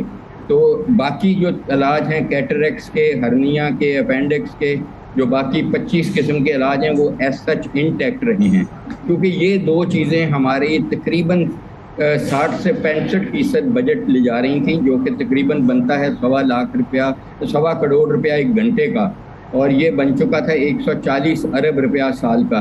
तो जाहिर है इतने वसाइल तो नहीं हैं गवर्नमेंट के पास, और वो भी इनका मिसयूज काफ़ी हो रहा था, इसलिए जावेद साहब सरकारी अस्पतालों में ये जो जिसको हम कहते हैं कि ख़वातीन की डिलीवरी या इस किस्म के दीगर जो मामलात हैं उनकी वैसे क्या रेट होता है? वो तो सरकारी अस्पतालों में तो वैसे ही फ्री होता है ना सर, मुफ्ती होती है हर चीज़, सिवाय कुछ दवाइयों का होता है कि वो लोग खरीदते हैं, लेकिन ये है कि अदरवाइज तो वो फ्री ही होता है। तो उसमें सेहत कार्ड का कैसे फिर अमल दखल हो रहा है? देखें, सरकारी हॉस्पिटल्स में कुछ में पर्ची फीस है, कुछ में वो भी नहीं है, कुछ में कुछ ऐसी चीज़ें होती हैं कि कुछ सरकारी हॉस्पिटल इस तरह के हैं जैसे कुछ चैरिटी के साथ मिलके हमारे हैं, वो कुछ यूज़र चार्जेस वगैरह लेते हैं। ये जो सेहत कार्ड है ये हम चाहते हैं कि ज़्यादा से ज़्यादा हमारे सरकारी हॉस्पिटल्स में यूज़ हो, और अगर उनको कोई ऐसी चीज़ लगनी है जो हमारी सरकार में हम रीइंबर्समेंट नहीं दे रहे तो उनके लिए वो भी फ्री होगी। और तमाम सी सेक्शन अगर होना है उसकी तमाम लवाजमात फ्री होंगी, जो भी बच्चे की और बच्चे की तमाम चीज़ें फ्री होंगी। और वैसे भी ये जो हॉस्पिटल में नॉर्मल डिलीवरीज बड़े हॉस्पिटल में हम चाह रहे हैं कि ना आए, जो बेसिक हेल्थ यूनिट्स हैं, तहसील हॉस्पिटल्स हैं, ये प्राइमरीली ये प्राइमरी केयर का मामला है। इनको बहुत बड़े हॉस्पिटल में जब आते हैं तो रश बहुत ज़्यादा हो जाता है। नॉर्मल डिलीवरीज काम है, बेसिक हेल्थ यूनिट। लेकिन सर कुछ चीज़ें ऐसी होती हैं जिसमें कि मिसाल के तौर पे मेरे ड्राइवर का पेशावर में प्राइवेट हॉस्पिटल में दिल का इलाज हुआ और उसकी ओपन हार्ट सर्जरी हुई, वीआईपी उसका रूम था, सेहत कार्ड पे हुआ, वीआईपी रूम था, एसी लगा हुआ था, 2 साल पहले की ये बात। वो सारी फैसिलिटीज जो हमारी अशराफिया हासिल करती है वो एक गरीब आदमी को मिल रही थी। उसमें प्रॉब्लम क्या थी? बजट, आपने कहा बजट कंस्ट्रेंट्स हैं, अंडरस्टैंडेबल, वो सही है, समझ में आता है, लेकिन अदरवाइज सेहत कार्ड का इस्तेमाल प्राइवेट अस्पतालों में होने में क्या मसला था? मतलब असल तो उसकी रीजन ही वही थी ना कि प्राइवेट अस्पताल में जाकर इलाज करवा लें, और जो गवर्नमेंट हॉस्पिटल में हम सबको पता है फैसिलिटीज कम है, टाइम भी ज्यादा लगता है। देखिए, 2-3 वजूहत थी। एक तो अगर किसी का कोल्ड प्रोसीजर होना है तो यूके या अमेरिका में भी वेटिंग लिस्ट है और हर जगह पे है। अनलेस कि कोई इमरजेंसी सिचुएशन है, वो यहाँ भी प्राइमरी एंजियोप्लास्टी हम फ्री ऑफ कॉस्ट करते हैं, वो एक और चीज़ है।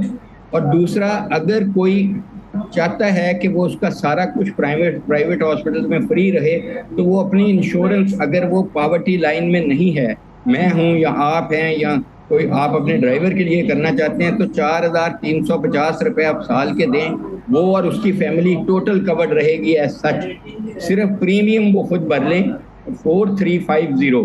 कोई अपने ड्राइवर का भर रहे हैं, आप अपने चैनल के एम्प्लॉयज़ का करना चाहते हैं, पर फैमिली पूरी फैमिली कवर्ड रहेगी 4350 का। गवर्नमेंट के 140 अरब रुपया साल का निकालना मुमकिन ही नहीं रहा, सस्टेनेबल ही नहीं रहा। टोटल हेल्थ का तकरीबन आधा बजट सर फिर कंपैरिजन यूके यूएस से तो ना करें। फिर यूके में तो एनएचएस है और वो यूएस में देखिए, यूएस में पढ़ने भी आते हैं, हम सर्वाइकल स्कैनिंग जो है वो फ्री करते हैं। यूके से फिर कंपैरिजन यूएस में मेरी बात सुनिए, यूएस में कुछ फ्री नहीं है, विद ड्यू रिस्पेक्ट। एनएचएस के लिए हम कंट्रीब्यूट करते हैं, अमेरिका में सब कंट्रीब्यूट करते हैं हेल्थ के लिए। सिर्फ मेडिकेट एक ऐसा है कि जहां कोई नहीं दे सकता, जो लोग रोडों पे सोए होते हैं, अनएम्प्लॉयड होते हैं, उनके लिए यस मेडिकेट फैसिलिटी है, जैसे हमने भी की है। अदरवाइज हमेशा अमीर लोग गरीबों के लिए पे करते हैं और सेहतमंद बीमारों के लिए पे करते हैं। ये दुनिया का असूल है, ये नहीं है कि हेल्थ कहीं भी दुनिया में किसी मुल्क में सर जो नहीं है। अच्छा सर, जो आपने दो चीज़ें सिर्फ मैं आखिर में पूछना चाहूँगा। पहली चीज़ तो ये कि आपने ये ख़त गुर्बत वाला जो सिस्टम एक लगाया है कि जी ये लोग हैं जिनकी हम वेरिफिकेशन करेंगे कि वो कहीं बाहर तो नहीं गए, कहीं ये वो लोग तो हैं जिनके पास गाड़ियाँ तो नहीं है, ये सारी चीज़ें, ये 8,000 रुपये से ज़्यादा का बिल नहीं है।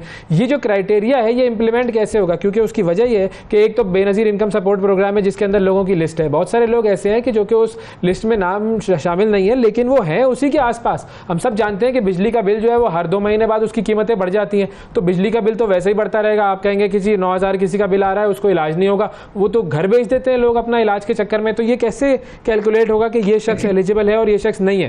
देखिए, हम 3 कैटेगरीज हैं। एक ड्यू डिलिजेंस की है, उसके बाद एक इंसान कहता है कि वो एक्सेप्ट करता है कि वो गरीब है, हम उसका इलाज नहीं रोकेंगे। सोशल वेलफेयर डिपार्टमेंट का ये काम है कि वो करेगा। सोशल वेलफेयर डिपार्टमेंट के पास सारे पैरामीटर्स मौजूद हैं और एक दफ़ा वो रजिस्टर हो जाएगा। हम अपना गुर्बत का डाटा पंजाब का बना रहे हैं इस वक्त, उसमें वो ऐड हो जाएगा हमेशा के लिए। उससे बिल्कुल 4350 जो पैसे हैं वो नहीं लिए जाएंगे साल के कवरेज के। उसका coverage as such free of cost रहेगा। उसमें हमें आटे में भी यही प्रॉब्लम हुई थी कि हमारे पास डाटा नहीं था बेनज़ीर इनकम सपोर्ट का, इनकम्प्लीट डाटा है, एग्री विद यू। तो हमें डाटा अपना बनाना है कि गरीब हम किसको कह रहे हैं। अगर बिजली का बिल बनेगा तो ये सीलिंग भी बढ़ जाएगी साथ ही।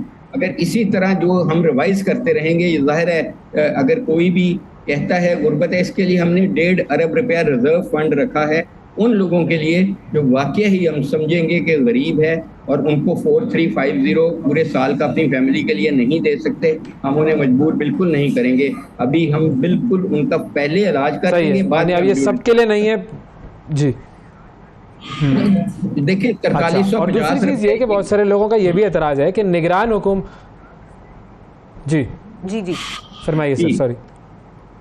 सॉरी क्या कह रहे हैं निगरान हुकूमत का? मुझे आवाज नहीं पड़ी। जी सर, आप जो बात कह रहे थे सर, मैं कह रहा था कि बहुत सारे लोगों का ये भी एतराज सामने आता है कि निगरान हुकूमत का काम ये नहीं होता कि वो लॉन्ग टर्म पॉलिसी चेंजेस कर दे किसी भी चीज़ में। आपकी हुकूमत ज़ाहिर है 1-2 महीने के लिए होगी, फिर जो आएगा वो अपने हिसाब से कर लेगा, जिसको वोट देकर लोग भेजेंगे। तो एक निगरान हुकूमत कैसे इतनी बड़ी चेंजेस कर सकती है एक ऐसी पॉलिसी के अंदर या एक ऐसे प्रोग्राम के अंदर जो कि इलेक्शन से आई हुई हुकूमत ने स्टार्ट किया हो और आवाम को चाहे वो फ़ायदा पहुंचा रहा हो या ना पहुंचा रहा हो वो एक अलग डिबेट है, लेकिन एक निगरान हुकूमत कैसे ये काम कर सकती है? बिल्कुल सही है, हमने किया भी नहीं है ये सब कुछ। हमने सिर्फ 4 महीने के लिए किया है। हमने तो बजट भी 4 महीने का दिया है। 4 महीने में हमने 30 अरब रुपया इस प्रोग्राम के लिए रखा है। अब उस 30 अरब को किस तरीके से खर्च करना है ये तो निगरान हुकूमत ही बताएगी इस वक्त, क्योंकि और कोई हुकूमत पंजाब में है नहीं। और उस 4 महीने के बाद होपफुली जो हुकूमत आएगी वो जो मर्जी करे, वो तो उनकी मर्जी होगी।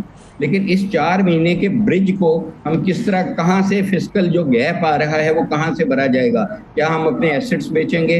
कैसे करेंगे? हमारे पास जितने पैसे हैं उन्हीं को हमने जुडिशियसली यूज करना है। जो हमारी डिबेट हुई कैबिनेट में, जो हमने डिस्कस किया, इस पे महीनों हमारी डिबेट हुई, जो हमने समझा कि इसको प्रो पुअर करना चाहिए। अगर मैं एक करोला गाड़ी या मर्सिडीज पे आ रहा हूँ और अपनी फैमिली का मैं फ्री इलाज कराना चाहता हूँ तो ये मुमकिन नहीं होना चाहिए।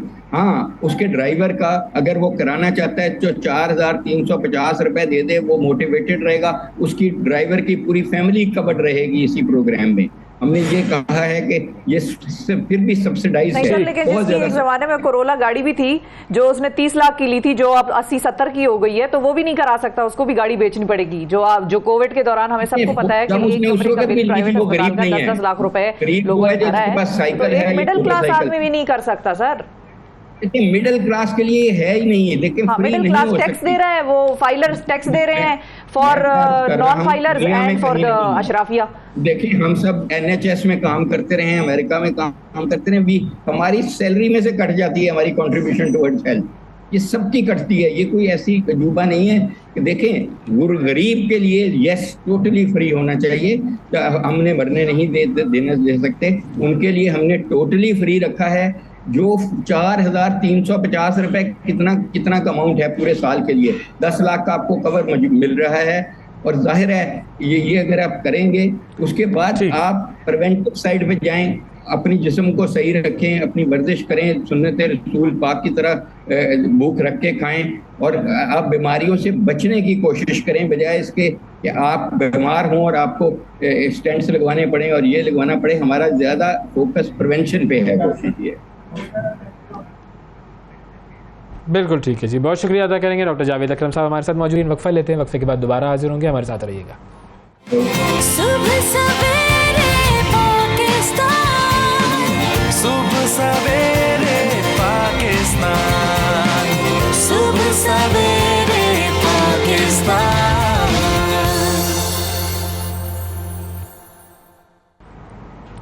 वेलकम बैक जी। सुबह सवेरे पाकिस्तान में एक मरतबा फिर खुशामदीद। ईद उल अज़हा पर एक और बड़ी अफसोसनाक खबर हमारे सामने आई, और वो ये खबर थी कि माजिद अली पाकिस्तान के स्नूकर के स्टार, उन्होंने ख़ुदकुशी कर ली। अब ये खबर जब हमारे सामने आई तो जाहिर है बहुत तशवीश का बायस थी कि एक स्पोर्ट्स स्टार पाकिस्तान में क्यों मजबूर हो जाता है कि वो ख़ुदकुशी की तरफ जाए। डिप्रेशन का मामला था या क्या ऐसी चीज़ थी जो कि उन्हें ख़ुदकुशी की तरफ ले गई? इस हवाले से बात करेंगे। हमारे साथ माजिद अली के जो दो भाई हैं, मिर्ज़ा उमर साहब और राशिद साहब, ये हमारे साथ मौजूद हैं। अस्सलाम वालेकुम।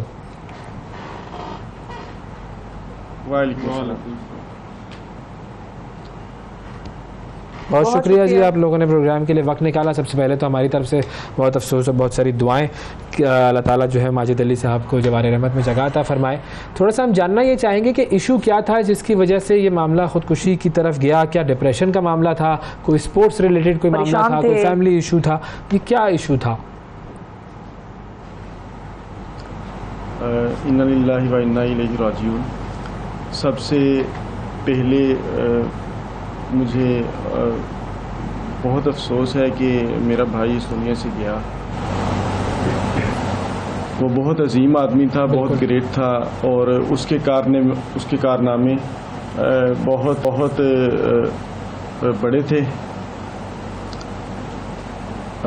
माजिद ने जब स्टार्ट किया खेलना तो वो एक नीचे जो एक लेवल होता है ना, वहाँ से शुरू होके ऊपर तक गया,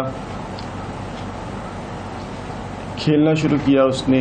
उसके बाद उसकी गेम में बेहतरी आती गई, तो उसने वो उरूज देखा कि जो एक आम घर से उठने वाला बच्चा शायद ना देखता हो।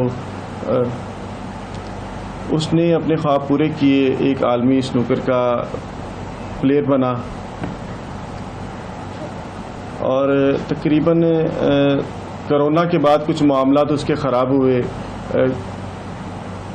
कुछ परेशानियां, कुछ मतलब वो ऐसा था कि मतलब कभी खेलने के लिए लाहौर जा रहा है, कभी फैसलाबाद जा रहा है, कभी इस्लामाबाद जा रहा है, कभी कराची टूर्नामेंट हो रहे हैं, और कभी पाकिस्तान की नुमाइंदगी के लिए मुल्क से बाहर जा रहा है। तो ऐसा लड़का जब मतलब सब कुछ बंद होने के बाद घर में बैठा तो उसके लिए परेशानियां बढ़ती गईं, उसके लिए कुछ मामलात बिगड़ते गए। उसके बाद 2021 के स्टार्ट में हमें पता चला कि इसकी तबीयत काफ़ी ख़राब है, तो हमने डॉक्टर से रुजू किया, उसकी मेडिसिन शुरू हुई, तो उसका इलाज मुआवजा शुरू हुआ। तो वक्फे से उसकी सेहत में ना मतलब बेहतरी आती गई। उसके बाद माशाल्लाह से ठीक हुआ, कभी सेहत में बेहतरी आती गई, कभी सेहत में ख़राबी होती, इसी तरह मामला चलते रहे। तो उसका एंड हमें कुछ दिन पहले देखने को मिला। तो ये बहुत मतलब परेशानी वाली बात थी हमारे लिए, हमारी फैमिली के लिए, मेरे वालिदैन के लिए, हम बहन भाइयों के लिए। ये सदमा बहुत बड़ा सदमा है हमारी फैमिली के लिए, हमारे दोस्तों के लिए, माजिद के चाहने वालों के लिए, हमारे शहर समंदरी के लिए, क्योंकि वो समंदरी का रिहायशी था और समंदरी के बहुत से लोग, बल्कि नहीं तो मसाइल थे क्या, सभी लोगों लोगों से मसाइल आप एक्सप्लेन कर सकें। आपने कहा कोविड के बाद ये हुआ, तो क्या काम नहीं मिल रहा, मतलब खेल नहीं पा रहे थे, या क्या क्या मसला हो गया था अचानक? खेल नहीं पा रहे थे एक तो, दूसरा मतलब उसको ना कुछ मतलब अजीब सी ना अपना ख्वाब आने शुरू हुए। उसने हमें बताना शुरू किया, घर में किसी को कोई ख्वाब आता उसने कहना मुझे ये डर लग रहा है, ये है वो है, कुछ चीज़ें वो ना समझ में हमारी से बाहर थी। तो डॉक्टर से रब्ता किया, उन्होंने ये बोला कि इसको ना कुछ वहम का मसला है, ये अपने इर्द गिर्द कुछ ऐसी दुनिया बसा बैठा है कि जिसके लिए इसमें कुछ तस्वीरें चलती हैं, कुछ खाके अपने वो चीज़ें जो इसके इर्द गिर्द नहीं है वो तरतीब देता है इसका जहन। तो इस तरह के मामला थे उसके। तो उसका इलाज जब हुआ तो उसमें कोई बेहतरी नहीं आई थी, या कभी उसने कहा हो ऐसा कि बस मुझे मरने का दिल चाह रहा है या खुदकुशी कर रहा हूँ? क्योंकि अमूमन इस तरह भी होता है कि जो लोग खुदकुशी करते हैं वो कभी कभी इस तरह की बात करते हैं। ऐसा है कि शुरुआती दिनों में काफ़ी प्रॉब्लम था कि वो हमें पहचानता नहीं था। वालदा को, वालिद साहिब को, मुझे, अपना हम सब भाइयों को, बहनों को, तो इतना उसका ना मतलब कुछ हालात उसके ख़राब थे, दिमागी यानी कि सिचुएशन अच्छी नहीं थी। तो उसके बाद उसका इलाज मुआवजा शुरू हुआ। डॉक्टर साहब ने बोला कि आपने इसका भरपूर ख्याल रखना है। हमने उसका माशाल्लाह से बहुत ख्याल रखा, उसके लिए मेडिसिन, उसके लिए ख़ुराक, उसके लिए आरामदेह सहूलियात, यानी कि जो हम अपने तक कर सकते थे वो हमने किया। लेकिन बस वो बिल्कुल ठीक है, मतलब सेहतयाब पहले हो गया, पहले बेहतर हो गया।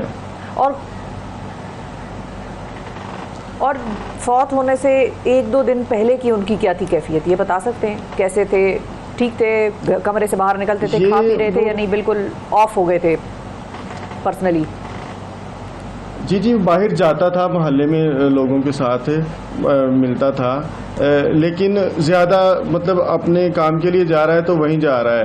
तो खामोश तबीयत था, ज़्यादा लोगों से बात नहीं करता था। किसी ने सलाम किया तो उससे सलाम कर लिया। और सबसे बड़ी बात यह है कि वो आम लोगों के साथ उठने बैठने वाला था।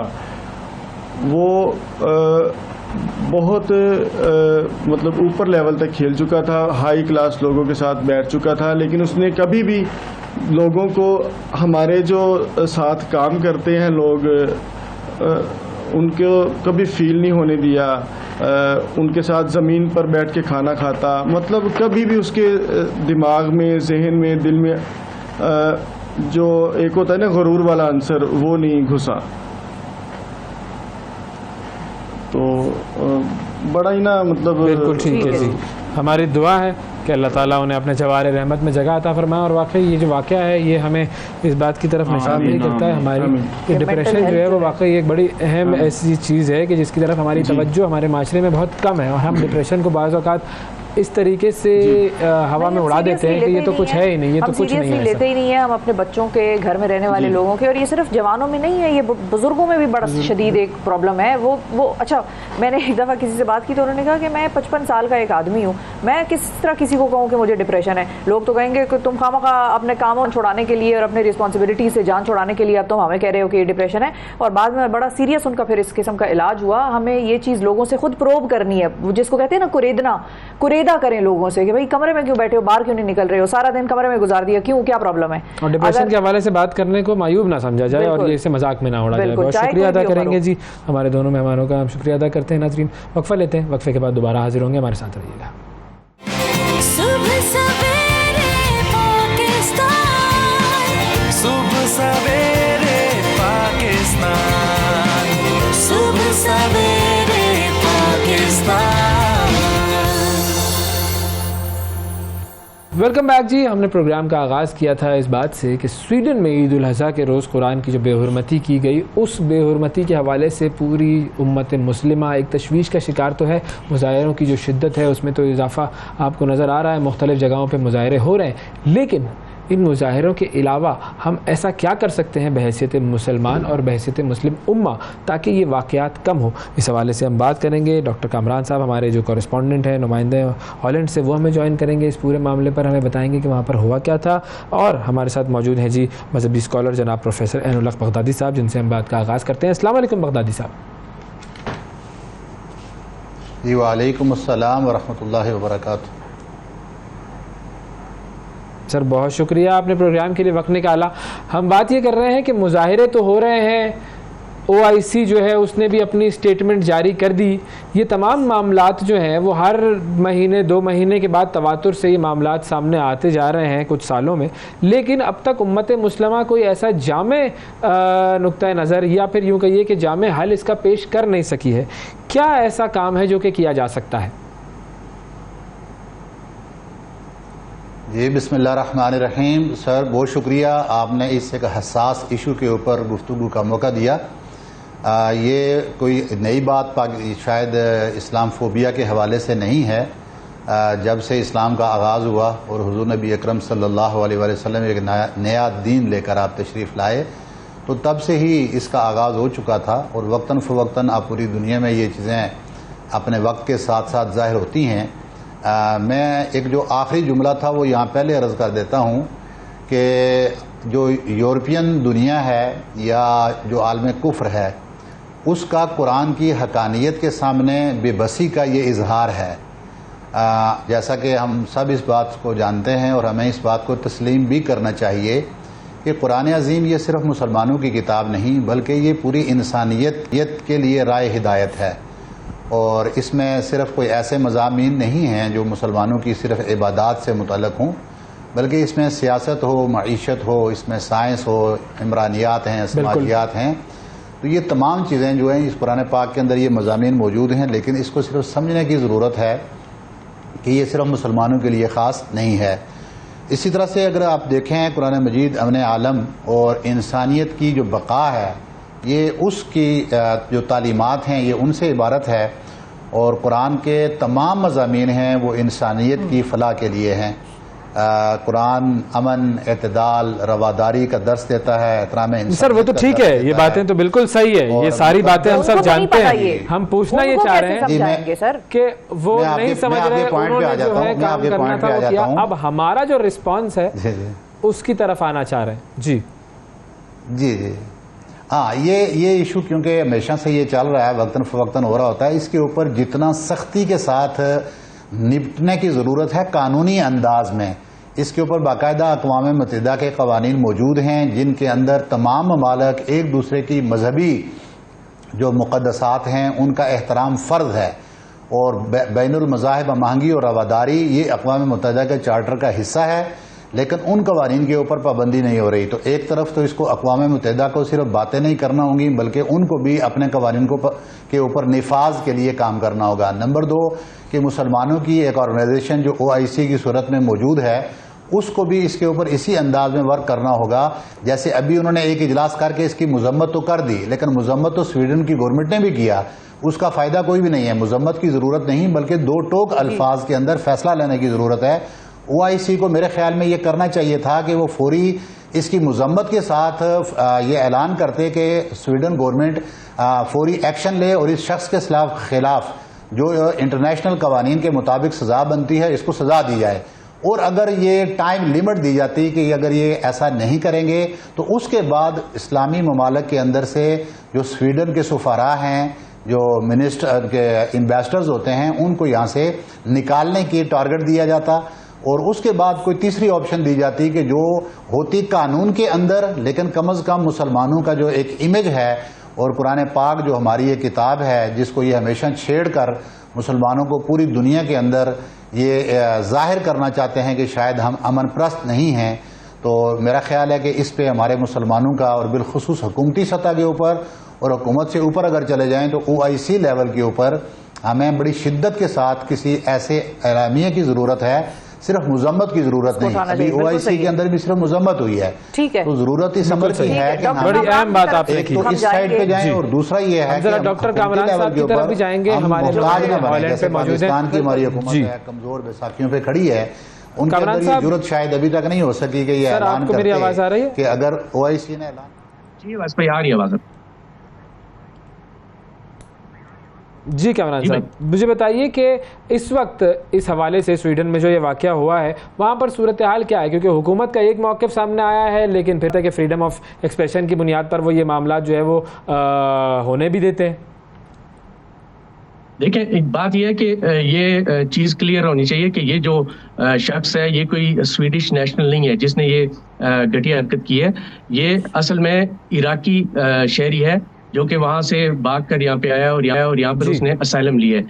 और ये चीज़ वो करने के लिए काफ़ी टाइम से वो कोशिश कर रहा था लेकिन उसको इजाज़त नहीं मिल रही थी पुलिस की तरफ से।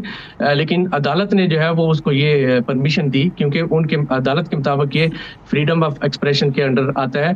लेकिन अगर आप European convention on human rights को पढ़ें जिसका आर्टिकल 10 जो है वो बड़ा क्लियरली आपको एक तरफ तो आज़ादी इज़हार राय का हक देता है लेकिन दूसरी तरफ उसके साथ कुछ कंडीशंस भी लगाता है और वो कंडीशंस ये हैं कि आपके जो हक है आज़ादी इज़हार का, इससे किसी दूसरे के हुकूक डैमेज ना होते हों, किसी दूसरे को नुकसान ना होता हो, सोसाइटी का जो अमन है उसको ख़तरा ना हो, और ये चीज़ें उसके साथ कंडीशनल है। तो अगर आपकी जो आज़ादी इज़हार का हक है वो इन चीज़ों पे पूरा ना उतरे तो वो प्रोटेक्टेड नहीं है। ये यूरोपियन लॉ है। तो अदालत ने बेसिकली एक गैर कानूनी काम किया है यूरोपियन लॉ के मुताबिक। तो अब होना ये चाहिए कानूनी तौर पर कि इस शख्स का ट्रायल होना चाहिए स्वीडिश अदालत के अंदर। अगर वहाँ से ये बरी हो जाता है उनके कानून के मुताबिक तो उसके बाद इसका जो केस है वो यूरोपियन कोर्ट के अंदर चलाया जा सकता है, वहाँ पे अपील की जा सकती है और इस तरह के केसेस माजी के अंदर मौजूद हैं। क्या कोई ऐसे इदारे या वहाँ पर मुसलमान तंजीमें हैं जो इस तरह के केसेस चलाने के लिए काम कर रही हो? बदकिस्मती से वैस भाई बात यह है कि मुसलमान जो है वो पॉलिटिकली इतने अवेयर नहीं है और ना इतने वो एक्टिव हैं। आप अंदाज़ा करें कि यहाँ पर जो हलाल गोश्त है उसकी जो फराहमी है उसके ऊपर भी पाबंदी लगने जा रही है और बल्कि यूरोपियन कोर्ट ने कह दिया है कि आप जो है वो हर मुल्क इस पे पाबंदी लगा सकता है, उसकी इजाज़त है। तो उसके लिए भी मुसलमान कोई ख़ास वो नहीं कर रहे, उसके लिए भी उनको जो यहूदी हैं उनकी तरफ देखना पड़ रहा है क्योंकि हलाल गोश्त और कोशर गोश्त के ऊपर वो एक ही टाइम पे उनको एक ही कैटेगरी में ला रहे हैं। तो मुसलमानों को यहाँ पर अपना लॉबिंग ग्रुप बनाने की ज़रूरत है। यूरोप में इस वक्त 44 मिलियन के करीब मुसलमान आबाद हैं जो कि 4.5 करोड़ बनता है, लेकिन पॉलिटिकली मुसलमान ना तो वो यूनाइटेड है और ना इतने अवेयर हैं। और ये हलाल गोश्त की क्विकली अगर बता दें आप, पाबंदी किस जगह पे लगने जा रही है, कौन से मुल्क में? वो यूरोपियन जो अदालत है उसने ऑलरेडी ये फैसला दे दिया है। काफ़ी पुरानी बात है कि जो यूरोपियन मुल्क हैं वो अपने तौर पर इस पर पाबंदी लगा सकते हैं और उसमें काफ़ी मुल्कों ने इस पर ऑलरेडी पाबंदी लगा भी दी है। अगर बेल्जियम की बात करें तो सिर्फ ब्रसल्स के अलावा बाकी जितने भी बेल्जियम का एरिया है वहाँ पर हलाल गोश्त की जो प्रोडक्शन है उस पर ऑलरेडी पाबंदी लग चुकी है। हॉलैंड के अंदर आप हलाल गोश्त लोकल प्रोड्यूस कर सकते हैं, कंज्यूम करने के लिए, लेकिन उसको एक्सपोर्ट नहीं कर सकते। इवन यूरोप के अंदर उसको उसकी एक्सपोर्ट पे पाबंदी लग चुकी है। इसी तरह यूरोप के बहुत सारे और ममालिक हैं जहाँ पर ऑलरेडी ये पाबंदी इम्प्लीमेंट हो चुकी है। अब ये इधर उधर से इम्पोर्ट करके या मुख्तलिफ तरीके से मुसलमान। बहुत शुक्रिया अदा करेंगे, डॉक्टर साहब हमारे साथ मौजूद थे और जिस तरीके से बता रहे थे, तशवीशनाक बात है कि एक तो कोई मुसलमान वहाँ पर तंजीमें ऐसी मौजूद नहीं है जो कि कुरान की इस बेहुरमती के खिलाफ अदालत में जा सके, और इसके अलावा भी जो वहाँ पर मामला चल रहे हैं जैसे हलाल गोश्त का, वहाँ पर भी उनके हवाले से भी बिल्कुल ही यूँ कहिए कि मुसलमान जो है वो या तो लाइल्म है या वो कुछ कर नहीं सकते। अल्लाह ताला मुसलमानों की हालत पर रहम फरमाए। आज के प्रोग्राम में इतना ही, आपसे कल फिर मुलाकात करेंगे। अल्लाह हाफिज़। सुबह सवेरे पाकिस्तान, सुबह सवेरे पाकिस्तान, सुबह सवेरे